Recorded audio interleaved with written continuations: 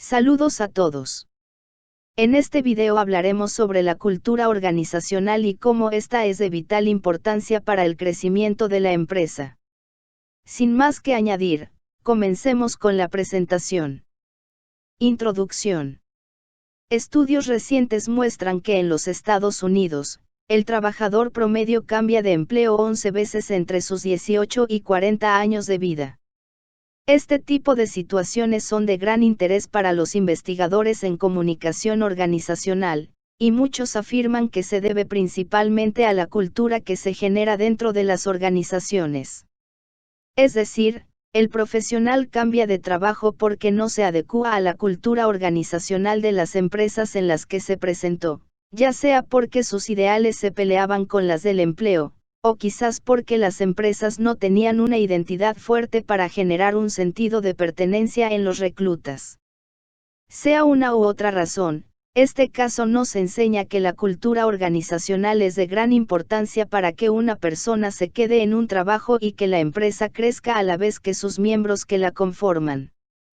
Podemos encontrar, al analizar un caso de comunicación organizacional, dos tipos de culturas que coexisten simultáneamente, la personal y la exterior. Nos referimos a cultura personal a la recopilación de los acuerdos del usuario sobre cómo vivir, experiencias, creencias, valores, actitudes, significados, jerarquías sociales, religión, noción de tiempo, roles, normas y conductas. Por el contrario, la cultura exterior puede ser cualquier elemento antes mencionado no procesado por el usuario, sino que sea impuesto en un grupo social. En una empresa podemos ver ese tipo de situaciones con la cultura de la empresa en relación con la cultura del entorno donde crece. Debemos hacer, si es que formamos parte de una empresa, que hacer que exista una armonía entre la cultura interna de la empresa con la de la externa, para así evitar conflictos en el empleado al momento de tomar decisiones que afecte su círculo personal y laboral. Otro concepto que es importante conocer al estudiar la cultura al interior de la organización es la socialización. La socialización es un proceso de influencia mutua donde los recién ingresados y la organización facilitan de manera conjunta la integración de los recién ingresados en sus tareas, espacios de trabajo, y dentro de la organización en sí. La organización y los empleados se influyen mutuamente durante el proceso de socialización.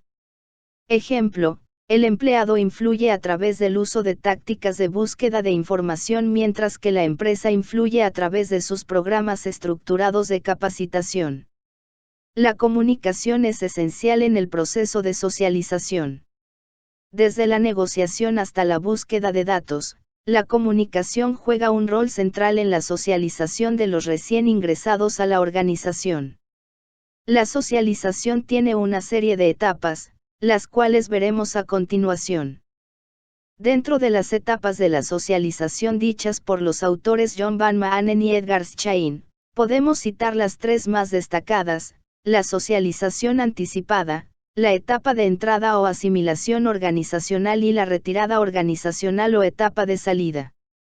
La socialización anticipada se basa en la idea de que antes de entrar a su empleo elegido, la persona desarrolla un conjunto de expectativas sobre cómo se comunican en esa ocupación. Esta etapa incluye socialización vocacional y organizacional. La etapa de entrada o de asimilación involucra al recién ingresado a la empresa y el proceso de integración a la misma y a su cultura. Esta etapa tiene dos procesos: 1. Los esfuerzos de parte de la empresa para socializar al empleado; 2. Los intentos de los nuevos en individualizar el ambiente laboral para satisfacer mejor sus valores, actitudes y necesidades. Por último, la retirada organizacional es el proceso durante el cual el empleado abandona la empresa. Este proceso consiste de una fase de pre-retirada, seguido por la salida real de la organización. El empleado, para lograr su integración con sus compañeros de equipo, desarrolla una serie de tácticas para la búsqueda de información, las cuales todos de alguna manera u otra realizan para su integración segura. Esas tácticas son las siguientes: vigilancia, Basado en observaciones de conductas pasadas, los novatos solicitan información. Prueba de límites. Para obtener información necesitada, los empleados participan en acciones desviadas de las reglas impuestas y luego observan las reacciones de esas conductas desviadas. Preguntas indirectas. Los nuevos solicitan información haciendo preguntas generales que dan pistas sobre el tópico de interés. Preguntas abiertas. Se busca información con preguntas directas al supervisor. Los recién llegados pueden ser reacios al usar esta táctica debido al miedo de ser vistos como incompetentes por sus superiores. Grupos de terceros. Los recién llegados piden a sus colaboradores información perteneciente a un área cuya información debiera saber el supervisor, regla, código de vestir, fechas de vacaciones. Conversaciones disfrazadas. Los nuevos disfrazan la búsqueda de información como parte de las conversaciones cotidianas. Como una parte de observación, los nuevos obtienen información al observar el comportamiento de los demás. Para comprender la naturaleza de la empresa y el origen de su cultura, también se debe saber la perspectiva administrativa que lleva. En temas anteriores hablamos sobre las teorías administrativas y cómo éstas dieron forma a las organizaciones. Si gustan ver un poco más a fondo sobre las teorías clásicas pueden visitar el video correspondiente en el canal. En manera de resumen, las perspectivas administrativas más comunes son: la empírica científica, propuesta por Henry Fayol, Frederick Taylor y Max Weber. Se basan en la predictibilidad, estandarización, especialización. Todo empleado es reemplazable. La socialización en base a la estandarización desarrolla en el empleado maestría en la tarea asignada y da un claro entendimiento de su papel en la empresa. La perspectiva humana propuesta por Elton Mayo. La atención dada a los trabajadores por sus supervisores acompañado de las relaciones que se desarrolla al interior de la empresa, resulta en un mayor incremento del desempeño así como de satisfacción. La socialización humanista genera grandes niveles de satisfacción del empleo y un fuerte compromiso organizacional. Los empleados se sienten más satisfechos. Perspectiva sistémica. Tiene sus raíces en la biología. Usa el organismo como una metáfora para ilustrar los supuestos subyacentes del enfoque sistémico. Busca un balance dinámico entre los componentes de la empresa, por tanto, la integración del empleado es fundamental en el desarrollo de la socialización. La socialización es vista desde esta perspectiva como una forma de retroalimentación correctiva diseñada para facilitar la rápida transición del recién llegado a la organización. La perspectiva crítica de Karl Marx. Esta corriente se destaca por los conceptos de poder y control. Existe una distribución no equitativa de poder entre la administración y los trabajadores, generando batallas entre los obreros oprimidos contra la gerencia.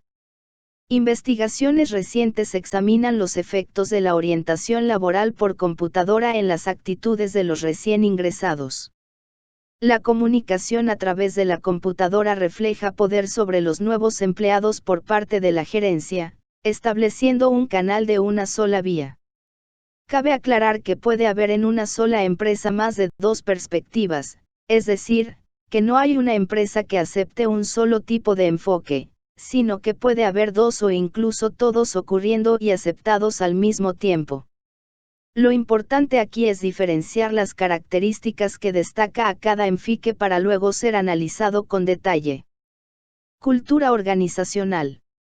Cada empleado de la organización, desde el presidente ejecutivo hasta el empleado de menor nivel, debe aprender, adaptarse y trabajar en relación con la cultura organizacional.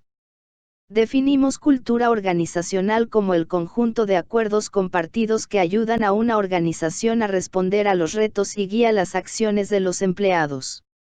La cultura también crea un lenguaje común, establece poder y estatus jerárquico a sus miembros, forma la interacción entre los empleados, define la toma de decisiones interna a la organización, y determina qué acciones deben ser recompensadas o castigadas. Como caso de una cultura organizacional fuerte que puede afrontar varios tipos de crisis, está el ocurrido en la empresa Johnson & Johnson. En octubre de 1982, 7 personas murieron al consumir cápsulas de Tylenol envenenadas. El presidente ejecutivo entonces James Burke acudió al credo de la compañía, escrito en 1943, se manifestó ante la prensa, y advirtió sobre el consumo del medicamento. Creemos que nuestra responsabilidad primera es con los doctores, enfermeras y pacientes, con las madres y los padres, y todos aquellos que usen nuestros productos y servicios. Palabras de Robert Johnson, 1943. La compañía asumió la responsabilidad, siguiendo los valores de la empresa en proteger primero a la gente. Se popularizó el término recordatorio voluntario, para invitar al cliente a devolver el producto dañino, lo cual se estandarizó en muchas compañías farmacéuticas. Esto nos demuestra que, a pesar de vivir situaciones horribles, se puede afrontar los problemas mostrando fortaleza, reconociendo los errores y actuar inmediatamente para así reducir las pérdidas tanto económicas como morales. En caso de no tener una filosofía enfocada al cliente, quizás Johnson & Johnson no estaría en la lista de las empresas exitosas del siglo XX y del actual. Beneficios. Casos como el de Johnson & Johnson, afirman que una fuerte cultura organizacional incluye valores que los empleados puedan entender y apropiar. Una cultura fuerte ayuda a dirigir a la organización en sus operaciones diarias, así como en situaciones de crisis. Otros elementos de una cultura bien definida serían, valores identificables, héroes, ritos y rituales, y redes culturales, tal y como nos dicen Terence Deal y Alan Kennedy en su libro Cultura Corporativa de 1982. Adicionalmente, autores como Tom Peters y Robert Waterman definen que existen 8 atributos que tienen en común las empresas de alto desempeño. Componentes clave de una cultura fuerte, por Terence Deal y Alan Kennedy. Valores. Proveen una dirección en común para todos los empleados y sirve como guía para un buen comportamiento laboral. Héroes.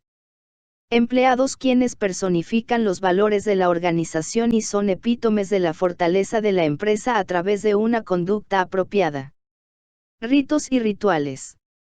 Ceremonias o eventos que reconocen y celebran los valores de la organización como también de aquellos empleados en particular que demuestran una conducta apropiada.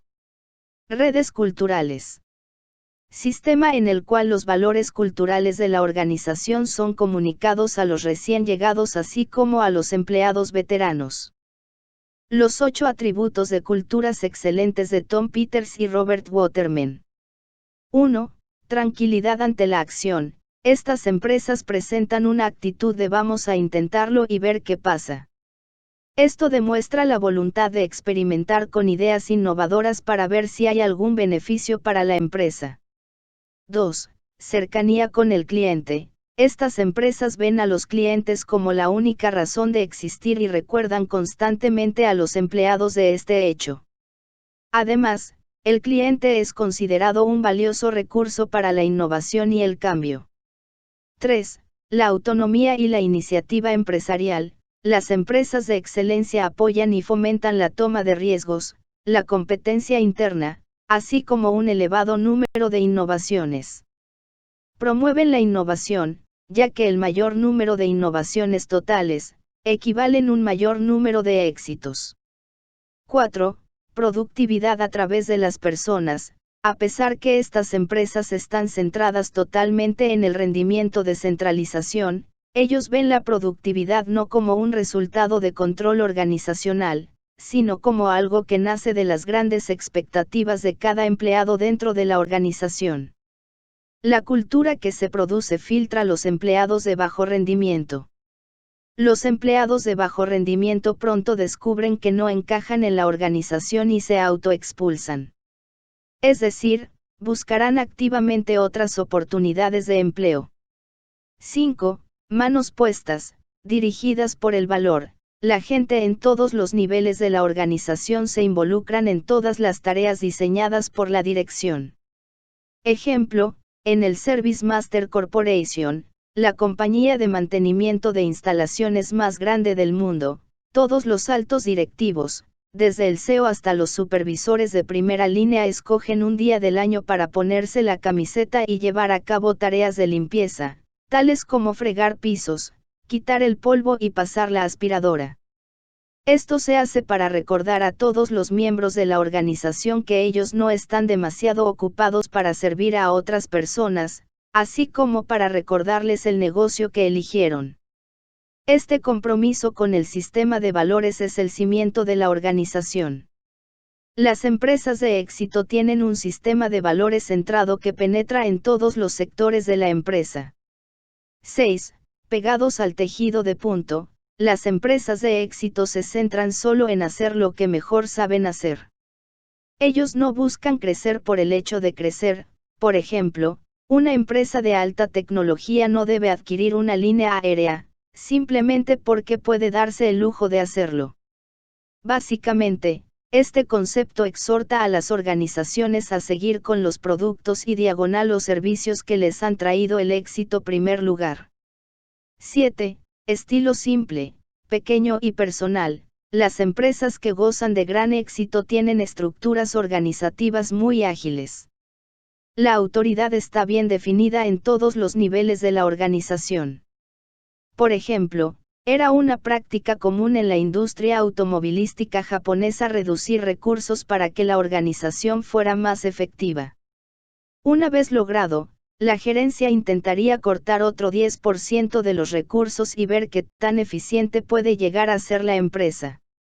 Si al seguir cortando más material la calidad disminuye, los niveles previos de fundición serían restaurados para volver a su eficiencia y racionalización original. 8. Propiedad de agarrar-soltar. Las buenas empresas dan a los departamentos y divisiones un buen grado de autonomía y latitud. Sin embargo, al mismo tiempo, todos los departamentos y divisiones están atados al sistema de valores centrales y a la cultura de la organización. Conclusiones.